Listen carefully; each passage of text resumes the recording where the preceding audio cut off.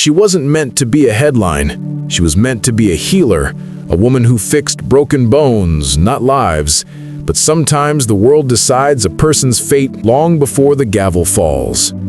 Her name was Sarah Mitchell, 32, a trauma nurse at St. Mary's Hospital in Cedar Creek, Ohio, a town that wore politeness like perfume. Single mother to Ethan, 8 years old, endlessly curious, the kind of kid who asked if stars could hear us when we whispered goodnight. Sarah's days began before dawn, coffee that never stayed hot, scrubs that smelled faintly of antiseptic, and Ethan's sleepy voice from the hallway. "Mom, you forgot my lunch again." She'd laugh, fix it, kiss his head, and promise to be home early. She rarely was. Life wasn't glamorous, but it was stable, until Kyle Maddox returned. Kyle, the ex-husband she left 3 years prior. He'd been charming once, people like that often are. But charm is just manipulation wearing cologne. The court had granted Sarah full custody after his drinking spiraled and a restraining order followed a broken promise and a broken wrist. For a year, silence. Then, a voicemail. "I've changed. I just want to see my boy." Sarah ignored it. But change has a way of demanding to be believed, and that November night it came pounding at her door. The rain fell sideways. Ethan was on the couch, blanket wrapped like armor, watching cartoons while thunder rattled the glass. Sarah folded laundry, humming to steady herself. 3 sharp knocks cut through the sound. When she opened the door, the smell of whiskey hit first.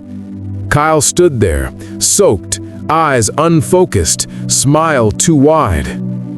"You keep my son from me again, and I swear, Kyle, not tonight, please."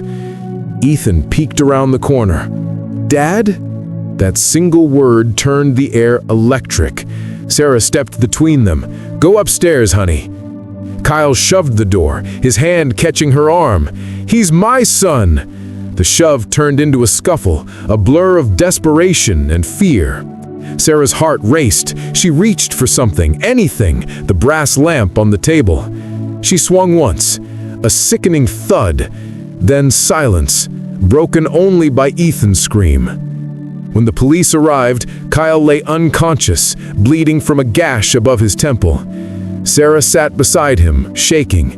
Ethan sobbed into her shoulder. Officers separated them. Cameras flashed outside as a neighbor filmed through the rain. Headlines wrote themselves before sunrise. Local nurse assaults ex-husband in custody dispute. At the station, Sarah's trembling hands tried to explain.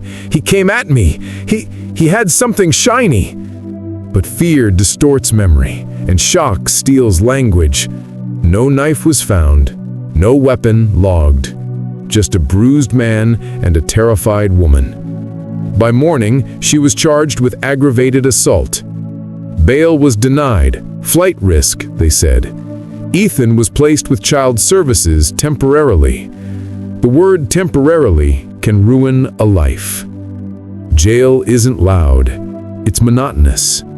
The clang of metal, the hum of fluorescent lights, and the echo of women counting days. She kept to herself. She worked in the infirmary, stitched wounds, handed out aspirin. Every night she whispered Ethan's name like prayer beads. Letters began arriving. Crayon handwriting, misspelled words, each ending with, "I miss you, Mom." Those letters became her heartbeat. Her trial started 6 months later. Small-town courthouse, wood paneling, American flag faded by time.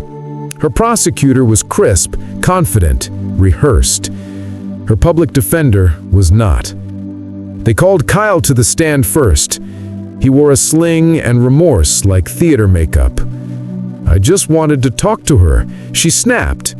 The audience murmured. Sarah's lawyer objected, overruled. When Ethan took the stand, Sarah's chest ached. The boy's legs dangled from the chair. His voice was barely a whisper. "Mummy didn't hurt him on purpose." The prosecutor smiled kindly, like predators often do. But she hit him, didn't she? She was scared. And that was all they needed. The jury took 4 hours. Guilty. They gave her 8 years. 8 years for a single moment of fear. Kyle walked out free, holding the sympathy of strangers. Ethan watched his mother led away in cuffs, screaming her name until his voice broke. Inside the transport van, Sarah stared at her reflection in the window, a ghost wearing an orange jumpsuit. In prison, time became syrup, days stuck together. She worked in laundry, folded uniforms that would never be her own again. Other inmates whispered her story, the nurse who snapped. But she never fought back. She wrote letters, prayed, and waited. Years 2 and 3 blurred until a letter arrived from someone new. Daniel Reyes, a 28-year-old legal aid attorney who'd stumbled across her case while reviewing wrongful convictions. "Something about your file doesn't add up," he wrote. "Would you let me visit?" Sarah almost didn't reply. Hope had become a luxury she couldn't afford. But she did. And when Daniel arrived, carrying a file thick with tabs and questions, she saw something she hadn't in years. Belief. He laid out inconsistencies, the missing first responder statement, the neighbor who claimed to see everything, yet had been on vacation, the blood spatter pattern that didn't match a blunt object strike. "If you're lying, tell me now," he said quietly. "I'm not," she whispered. "He had a knife. I saw it." Daniel nodded. "Then we'll find it." He worked nights, slept in his office, filed motions the court ignored. He tracked down the retired officer from the original scene, a man haunted by regret. "They told me not to mention the knife," the officer confessed. "Said the report was too messy already." He handed Daniel a sealed envelope. The missing page. Inside, photos, evidence tags, and a notation. Bloody kitchen knife recovered near subject Maddox's hand. The chain of custody ended abruptly. The page was never filed. The discovery hit Daniel like lightning. A single missing page, a single knife, and a single mother who had lost 3 years of her life because someone filed it under irrelevant. He went straight to the DA's office, demanding a review. They laughed him off. "Old cases stay buried, kid. Pick your battles." But Daniel wasn't built for silence. He filed an appeal. He gathered signatures, statements, and even the officer's sworn affidavit. And finally, after 6 months of stalling, the court granted a hearing. For Sarah, that day came wrapped in fear. Hope was dangerous. Hope made you imagine freedom again. She sat in a beige jumpsuit, hands cuffed, heart racing. Ethan, now 11, waited in the gallery with Sarah's sister. He was taller, thinner, still clutching the stuffed bear his mother gave him the night she was taken away. When Daniel entered, he gave her a nod that said everything words couldn't. The courtroom felt smaller this time, fewer spectators, more silence. Daniel began calmly, methodically. "Your Honor, this case was built on incomplete evidence and a narrative designed for conviction, not truth." He presented the missing page, the photographs, the officer's testimony. Then he called Kyle back to the stand. Kyle's charm had faded, his jaw clenched as he took the oath. Daniel asked simple questions, each one a scalpel cutting through the lies. "Mr. Maddox, do you recall bringing a knife into your ex-wife's home that night?" "No." "Then how do you explain the blood on a knife with your fingerprints found at the scene?" Kyle hesitated. The room went still. Reporters leaned forward. I don't know. Maybe it was planted." "By whom? Your 8-year-old son?" Murmurs rippled through the gallery. Kyle's lawyer tried to object, overruled. Then Daniel pulled out the final blow. Ethan's recorded statement, his voice small but steady. "Dad was holding the knife. Mom told me to hide." Gasps. The judge's brow furrowed. Sarah could barely breathe. For the first time, truth wasn't just inside her. It was in the air, undeniable. The prosecutor tried to pivot, citing procedural uncertainty, but the judge raised a hand. Enough. He looked at Sarah, then at Daniel, then at the evidence before him. This court finds sufficient grounds for wrongful conviction. Sarah Mitchell is hereby exonerated and released immediately. The words hung in the air like sunlight breaking through clouds. Sarah didn't move at first. It felt unreal. Then Ethan's voice cut through the stillness. "Mom!" He ran to her before the bailiff could react. She dropped to her knees as he wrapped his arms around her neck, sobbing into the orange fabric. For the first time in 3 years, she could hold her son. No glass, no guards, just heartbeat against heartbeat. Outside the courthouse, cameras flashed. Journalists shouted questions. "Sarah, how does it feel to finally be free? Do you plan to sue the state? What message do you have for mothers out there?" She didn't answer any of them. She just looked at the sky, the same one she used to see through the bars, and whispered, "We're free, baby. We're finally free." Freedom wasn't easy. Prison had left its mark on her, on Ethan. He flinched at sudden noises. She woke from dreams where the cell door slammed shut again.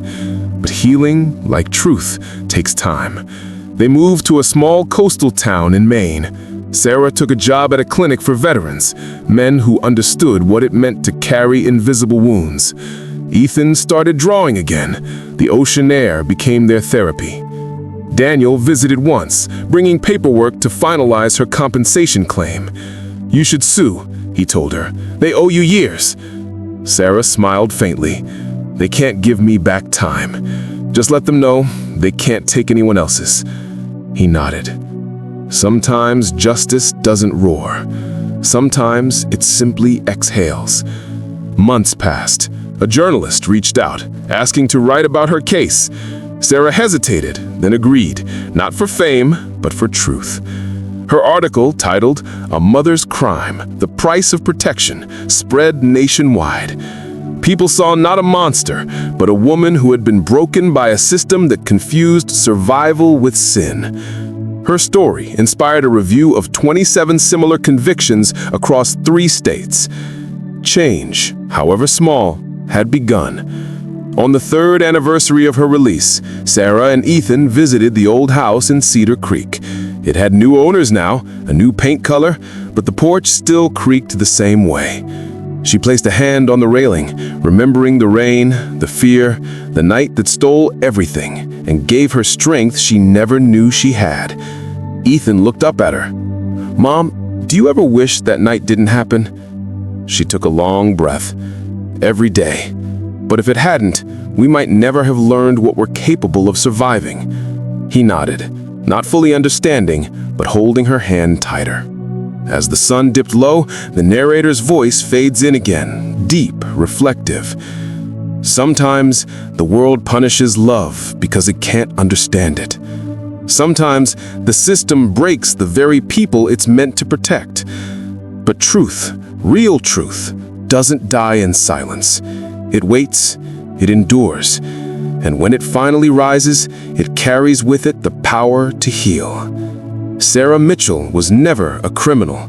She was a mother, one who fought, bled, and endured. And though the world took her freedom, it couldn't take her reason. Because protecting her child wasn't a crime. It was the most human thing she ever did. Hidden within, because some stories are too real to stay untold.